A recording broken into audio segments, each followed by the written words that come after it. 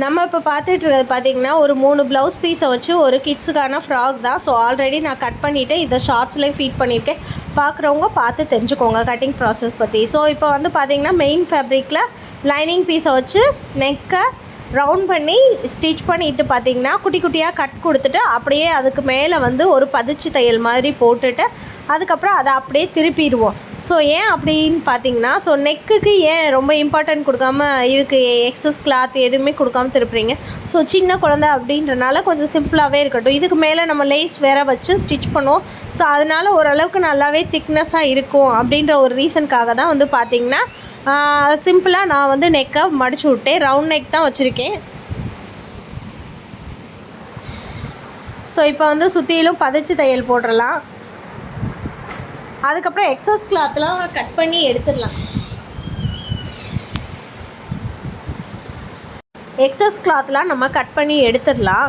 கிளாத்தை எடுத்ததுக்கப்புறம் பார்த்திங்கன்னா சுற்றிலும் ஃபஸ்ட்டு எல்லாத்தையும் எக்ஸஸ் கிளாத்து, அதாவது ஷோல்டர் பார்ட்டில் மட்டும் ஒரு 1/4 இன்ச்சு விட்டுட்டு மீதி எல்லாத்தையும் வந்து கட் பண்ணிடலாம். கீழேயுமே 1/4 இன்ச்சு எக்ஸஸாக விட்டுருந்தோன்னா நீட்டாக இருக்கும். அதுவும் ஸ்டிச்சிங்க்கு, அதாவது ஸ்டிச் பண்ணி ஓவர்லாக் பண்ணையில் கட் பண்ணி எடுத்துரும். பட் இருந்தாலும் ஸோ இப்போ கட் பண்ணியாச்சு. ஸோ சேம் பேட்டர்னில் வந்து பார்த்திங்கன்னா பேக் பார்ட்டையும் ஸ்டிச் பண்ணலாம். இதில் வந்து டாட் பிடிக்கணும். ஸோ ஷோல்டரை டபுள் ஃபோல்டு பண்ணி சென்டர் பாயிண்ட் வந்தோடனே அதில் 3 இன்ச்சு அளவுக்கு நம்ம ஒரு 1/2 இன்ச்சில் டாட் பிடிச்சிக்கலாம். ஃப்ரண்ட் அண்ட் பேக் ரெண்டுமே டாட் பிடிச்சிக்கலாம். ஏன்னா குழந்தைங்க அப்படின்னும் போது அவங்களுக்கு வந்து இடுப்பு பகுதி ரொம்ப கம்மியாக தான் இருக்கும், அதாவது சின்னதாக தான் இருக்கும்.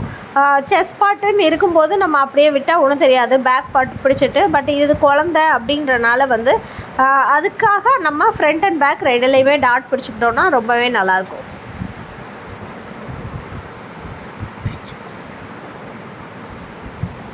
ஸோ பார்த்திங்களாலே தெரியும் அந்த ஒடுக்கமான ஒரு விஷயம் வந்துடுச்சு. இப்போ வந்து பார்த்திங்கன்னா இதில் வந்து முன்னுக்கு பின்னுக்கும் கொஞ்சம் வித்தியாசம் இருக்கிற மாதிரி தான் இருக்குது. அதை டிஃப்ரென்ஷியேட் பண்ணி நம்ம லைனிங்கை வச்சு ஸ்டிச் பண்ணுற மாதிரி இருக்கும். ஸோ இதில் வந்து பார்த்திங்கன்னா ஒரு வீ கட் கொடுத்துருக்கேன். எதுக்கு அப்படின்னு பார்த்தீங்கன்னா கொக்கி வைக்கிறதுக்கு, சரிங்களா? ஸோ எல்லோரும் கழுத்து வழியாக போடுறத விரும்ப மாட்டாங்க. சில பேர் கொக்கி இருந்தால் கொக்கி இருக்கணும் அப்படின்னு நினப்பாங்க. ஸோ அதுக்காக தான் அந்த கொக்கி விஷயத்தில் வந்து ஒரு வி ஷேப்பில் கட் கொடுத்துட்டு அதாவது ஸ்டிச் பண்ணிவிட்டு கட். அதுக்கப்புறம் பார்த்திங்கன்னா அந்த வீ கட் கொடுத்துருக்க இடத்துல கார்னரில் வந்து அப்படியே ட்ரையாங்கிள் ஷேப்பில் கட் பண்ணி விட்டுருவேன். ஸோ கட் பண்ணிவிட்டு நம்ம திருப்பும்போது தான் ஈஸியாகவும் இருக்கும். ஸோ இப்போ வந்து பார்த்திங்கன்னா ஃப்ரண்ட் அண்ட் பேக்கு நீட்டாக ஸ்டிச் பண்ணி அவுட் சைடும் ஸ்டிச் பண்ணி கட் பண்ணியாச்சு. இப்போ பார்த்திங்கன்னா பஃப் ஸ்லீவ். ஸோ கஸ்டமர் வந்து பஃப் ஸ்லீவ் தான் கேட்டிருந்தாங்க. ஸோ அதுக்கேற்ற மாதிரி நான் வந்து ஒரு 3.5 இன்ச்சு உயரம், அகலம் வந்து ஒரு 7 இன்ச்சு கிட்டே வச்சு நீட்டாக கட் பண்ணிவிட்டு ஸ்லீவுக்கான லைனிங் கட் பண்ணிவிட்டு இப்போ வந்து பார்த்திங்கன்னா கோல்டன் கலர் எக்ஸஸ் கிளாத்தை வச்சு அதில் வந்து ஒரு 4 சின்ன ஃப்ளீட்ஸ் மாதிரி தான், கீழேயும் ஒரு 4-5, அதாவது 4ன்றது கூட கம்மி தான், 6 இது மணி வச்சுருக்கேன். ஸோ 6 இது மணி வச்சு அதே மாதிரியே அப்படியே கீழே வந்து ஸ்டிச் பண்ணிடணும். லைனிங்கோட அந்த 1/2 இன்ச் எக்ஸஸ் கிளாத் நம்ம கீழே விட்டுருப்போம் பார்த்திங்களா? ஸோ அதோடு வச்சு ஸ்டிச் பண்ணிடணும். ஸோ இன்றைக்கி ரொம்பவே வேலைன்னு சொல்லலாம் கைஸ். ஏன்னா இன்றைக்கி தான் இந்த டிசைனர் ப்ளவுஸு, இதே டிசைனர் ஃப்ராக்கு ப்ளஸ் வந்து பார்த்திங்கன்னா காலையில் ஒரு டிசைனர் ப்ளவுஸ் ஸ்டிச் பண்ணி போட்டிருப்பேன். கிட்டத்தட்ட 3 ஒர்க்கு இன்றைக்கி ஒரே நாளில் பார்த்தனால செம்ம டயர்டு. பட் இப்போ எனக்கு தூக்கத்தோடையே தான் நான் ஒவ்வொரு வாய்ஸும் கொடுத்துட்ருக்கேன். ஸோ கீழே நம்ம எந்த அளவுக்கு ஃப்ளீட்ஸ் வச்சுருக்கோமோ அதை மேலே வந்து அப்படியே ஆப்போசிட்டாக வைக்கணும். ஏன்னு உங்களுக்கே தெரியும், அதாவது ஒரே மாதிரி வைக்கிறதுக்கும் ஆப்போசிட் வைக்கிறதுக்கும் லுக் வைஸ் வேறு மாதிரி இருக்கும்.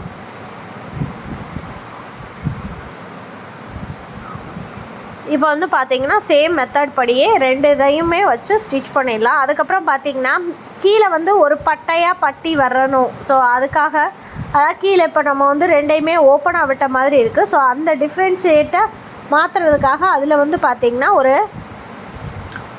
2 இன்ச்சு அகலத்தில் கைக்கான ஃபுல் லென்த் அளவுக்கு நம்ம வந்து கொஞ்சம் கிளாத் கட் பண்ணி அதை வந்து டபுள் ஃபோல்டு பண்ணி ஸ்டிச் பண்ணுறோம் ஒரு 1/2 இன்ச்சுக்கு. இப்போ பார்த்திங்கன்னா அதோட லென்த் அளவுக்கு 2 இன்ச்சில் ஒரு பக்கம் ஒரு 1/2 ஃபோல்டு பண்ண மாதிரியே நான் வந்து கிளாத் கட் பண்ணி எடுத்துட்டேன். ஸோ அதை வந்து பார்த்திங்கன்னா அந்த 1/2 இன்ச்சு நம்ம ஸ்டிச் பண்ணியிருக்கோம் பார்த்திங்களா, அதிலேயே வச்சு ஸ்டிச் பண்ணி அப்படியே தலைகீழாக திருப்பி அப்படியே மேல் பக்கமாக, அதாவது அடிப்பக்கமாக நம்ம 1/2 இன்ச்சில் மடித்ததை மேல் பக்கமாக கொண்டு வந்து தைக்கணும்.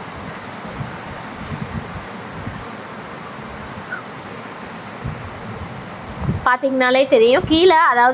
கீழே வச்சு தச்சுட்டு அதுக்கப்புறம் அப்படியே மேல் பக்கமாக. ஸோ 2 ஸ்லீவ் ரெடி ஆயிடுச்சு. எந்தளவுக்கு வேறு லெவலில் சூப்பராக ரெடி ஆயிடுச்சு பஃப் ஸ்லீவு.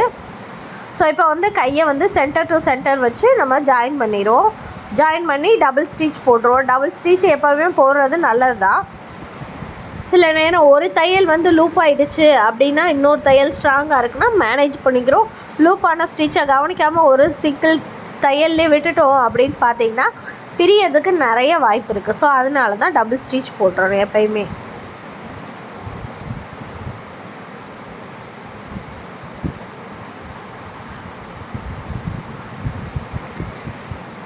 இந்த ட்ரெஸ்ஸை ஃபைனல் லுக் பார்க்கையில் கண்டிப்பாக உங்களுக்கு ரொம்பவே பிடிக்குங்க. அதை விட இன்னொரு விஷயம் என்ன அப்படின்னு பார்த்தீங்கன்னா, ஸோ இதுதான் வந்து கீழே உள்ள கிளாத்து, அதாவது ஃபேப்ரிக் வந்து கீழே ஃப்ளீட்ஸ் வர்றதுக்கு. ஸோ இதை வந்து பார்த்திங்கன்னா டபுளாக, அதாவது ஒயரை வந்து பார்த்திங்கன்னா கீழே ஒயரை வந்து வெறும் 17. ஸோ 17 இன்ச்சுன்னும் போது நம்ம டபுள் ஃபோல்டு ப்ளவுஸு பண்ணாலே ஆட்டோமேட்டிக்காக வந்துடும். ஸோ அதனால் வந்து நான் வந்து 2ஆக கட் பண்ணியிருக்கேன். ஒரு ப்ளவுஸை 2ஆக கட் பண்ணி ஸோ 4 பீஸ் ரெடி பண்ணியிருக்கேன். 4 பீஸில் வந்து பார்த்திங்கன்னா 2 பீஸு ஃப்ரண்ட் அண்ட் பேக்குக்காக ஜாயின் பண்ணி அதை 2ஐயும் ஃபஸ்ட்டு ஜாயின் பண்ணுறோம். ஜாயின் பண்ணிட்டு திருப்பி அது மேலே ஒரு பதிச்சு தையல் மாதிரி போடுறோம். ஸோ இதுக்கப்புறம் பார்த்திங்கன்னா ஃப்ளீட்ஸ் வைக்க ஸ்டார்ட் பண்ணிடலாம். நல்லா ஒரு இன்ச்சுக்கு நல்லா நெருக்கமாக 1 இன்ச்சுன்றதே அதிகம்தான். ஸோ 1 இன்ச்சுக்கு, ஏன்னா அது குட்டி பாப்பான்றதுனால ரொம்ப பெருசாக வச்சோம்னா ஒரு மாதிரி இருக்கும். ஸோ அதுக்காக 1 இன்ச்சு அகலத்தில் ஒரு 1/4 இன்ச்சு 1/2 இன்ச்சு கேப் விட்டு நெருக்கமாக ஃப்ளீட்ஸ் வைக்கிறோம்.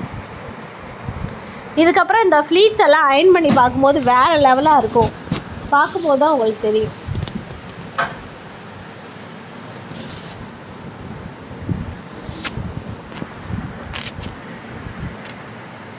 ஸோ நீட்டான லுக்கில் இருக்கும். பார்த்திங்கனாலே தெரியும்.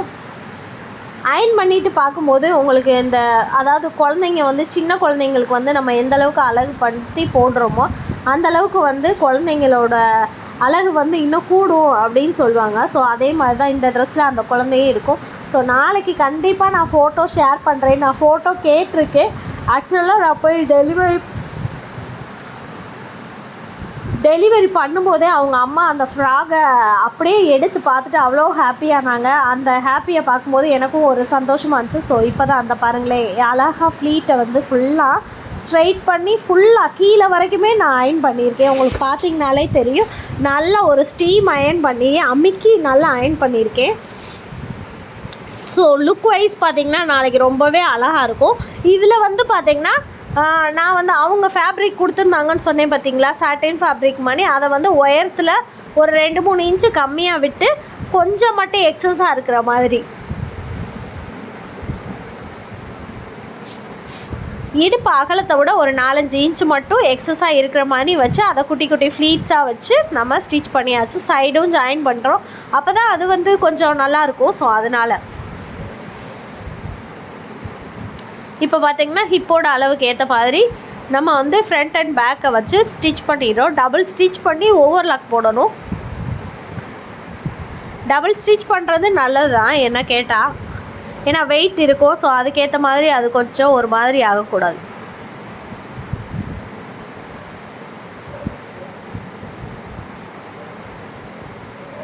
ஸோ இப்போ நீட்டாக வச்சு ஸ்டிச் பண்ணியாச்சு. பார்த்திங்கனாலும் தெரியும் front and back top and பாட்டமை ஜாயின் பண்ணியாச்சு. ஸோ ஜாயின் பண்ணதுக்கப்புறம் இதோட லுக்கு ரொம்பவே நல்லாயிருக்குன்னு சொல்லலாம். இதுக்கப்புறம் வந்து பார்த்திங்கன்னா நெக்குக்கு ஒரு லேஸு, அதுக்கப்புறம் பார்த்திங்கன்னா நெக்குக்கு லேஸ் வச்சதுக்கப்புறம் பார்த்திங்கன்னா நம்ம இதுக்கு ஒரு இது வச்சுக்கலாம். என்ன சொல்கிறது, நம்ம ஸ்லீவுக்கு எல்லாத்துக்குமே ஒரு சின்ன இது வச்சுக்கலாம். ஸோ நான் பெல்ட் வேறு வச்சு அட்டாச் பண்ணியிருக்கேன். ஸோ ஒரு 1/2 இன்ச்சுக்கு நீட்டாக வச்சாச்சு. பெல்ட்டும் அட்டாச் பண்ணியிருக்கேன். பெல்ட்டோட வீடியோ இல்லைன்னு நினைக்கிறேன். பட் இருந்தாலும் எப்படின்றத நான் ஒரு ஓரலாக சொல்கிறேன். ஹிப்பு சைடு வந்து பார்த்திங்கன்னா அதாவது பெல்ட்டு என்ன அளவுக்கு அகலம் தேவையோ ஒரு 2 இன்ச்சு 1.5 இன்ச்சு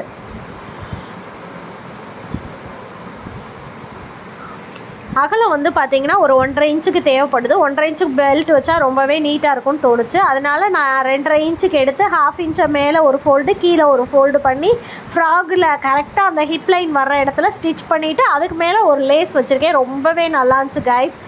நீங்களே நம்ப மாட்டேங்க, எனக்கே இது மேலே நம்பிக்கை இல்லை. இவ்வளோ அழகாக இவ்வளோ ஃபினிஷிங்காக வந்திருக்கேன்னு எனக்கே என் மேலே பொறாமை ஆயிடுச்சுன்னா பார்த்துக்கோங்களேன். ஸோ இப்போ வந்து சைடு நம்ம ஜாயின் பண்ணிடலாம். ஸோ சைடு வந்து ஜாயின் பண்ணியாச்சு. பார்த்தீங்கனாலே தெரியும், டபுள் ஸ்டிச் போட்டு ஜாயின் பண்ணிட்டிங்கன்னா நீட்டாக இருக்கும். ஸோ அவ்வளோதான். வீடியோ பிடிச்சிருந்தா லைக் பண்ணுங்கள். ஃபைனலாக பார்த்தீங்கன்னா இதுதான் ஃப்ராகோட அவுட்லுக்கு. எப்படி இருக்குன்னு பார்த்தாலே தெரியும். ஸோ பஃப் ஸ்லீவு அந்த ஃப்ளீட்டு வச்சு அயன் பண்ணியிருக்கோம். ஸோ அதோட லுக்கு, மேலே வந்து அந்த ஹிப் பெல்ட் மாதிரி இருக்குது, எல்லாமே எந்தளவுக்கு அழகாக இருக்குதுன்னு மறக்காமல் லைக் அண்ட் கமெண்ட் பண்ணுங்கள். ஸோ இந்த ஒர்க்கு வந்து உங்களுக்கு எந்த அளவுக்கு பிடிச்சிருக்கோ அந்தளவுக்கு லைக்கு போட்டுருங்க மறக்காமல். ஸோ இது உண்மையிலே ரொம்பவே அழகாக இருந்துச்சு. இது ப்ளவுஸை வச்சு நம்ம ரெடி பண்ண ஃப்ராக்னால் யாருமே நம்ப மாட்டாங்க. பட் ஆனால் நான் வந்து உங்களுக்கு ஸ்டிச்சிங்லேயே காமிச்சிருந்ததேன். அதாவது கட்டிங் ப்ராசஸ் ஸ்டார்ட் பண்ணும்போதே இது எப்படி கிளாத்து என்ன ஏதுன்றதை நான் உங்களுக்கு விளக்கமாக ஷார்ட்ஸில் ஃபீட் பண்ணியிருந்தேன். பார்க்காதவங்க பார்த்துக்கோங்க.